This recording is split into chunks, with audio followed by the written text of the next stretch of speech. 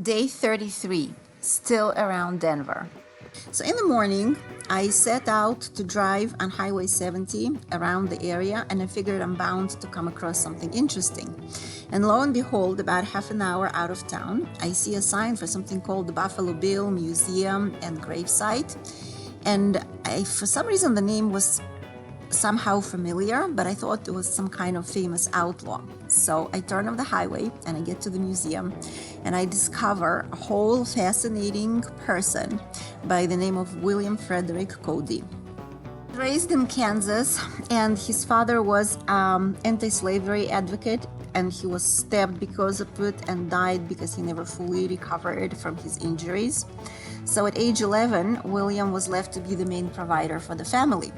And he was a scout for the wagon trains, a rider with Pony Express, a scout for the army. He fought in the Indian Wars, getting many medals for his courage. And then he was recruited by the Kansas Railroad to supply the workers with bison meat. And that's how he got his nickname of Buffalo Bill. His adventures as a scout and as a hunter made him a hero of a whole bunch of very popular pulp fiction novels. And soon thereafter, he set up something called the Buffalo Bill's Wild West Show, which was a wildly successful, huge extravaganza with many dozens, if not hundreds, of performers, cowboys, women cowboys, and Native Americans, guest performers from all over the world. They toured America, they toured Europe, they gave performances for the Pope and for Queen Victoria and for other European royalties. And for about 20 years, if not more, his was the most popular show in the United States and maybe in the whole world. Because of his experiences as a scout, he became a passionate advocate for Native American rights. He referred to them as the former foe, the present friend, the American. He organized a few visits of the tribal chiefs to the White House.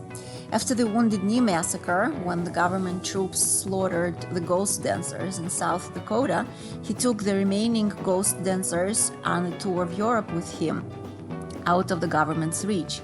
He also became very close friends with Sitting Bull, and it took me a while to figure out why the name was familiar until I realized this is one of the Indian chiefs that fought with Crazy Horse at the Battle of Custer's Last Stand.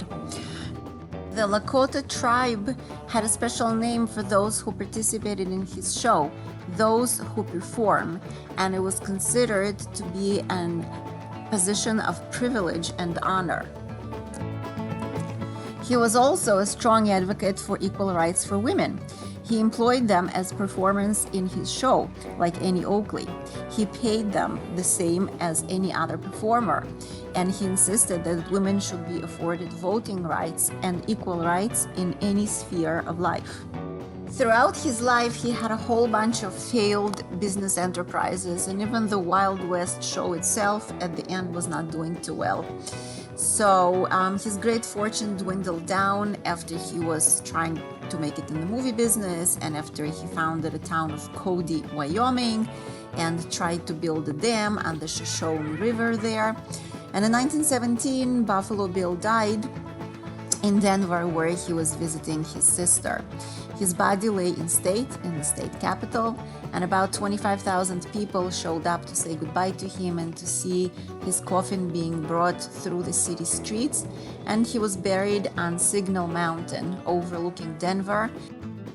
The people of Cody, Wyoming, to this day are very upset that he's not buried there. But supposedly Buffalo Bill asked specifically to be buried on Signal Mountain because on a clear day you can see 4 states from there. I don't know how about 4 states, but the view is really spectacular. And that's a fascinating story of another great Western character, Buffalo Bill.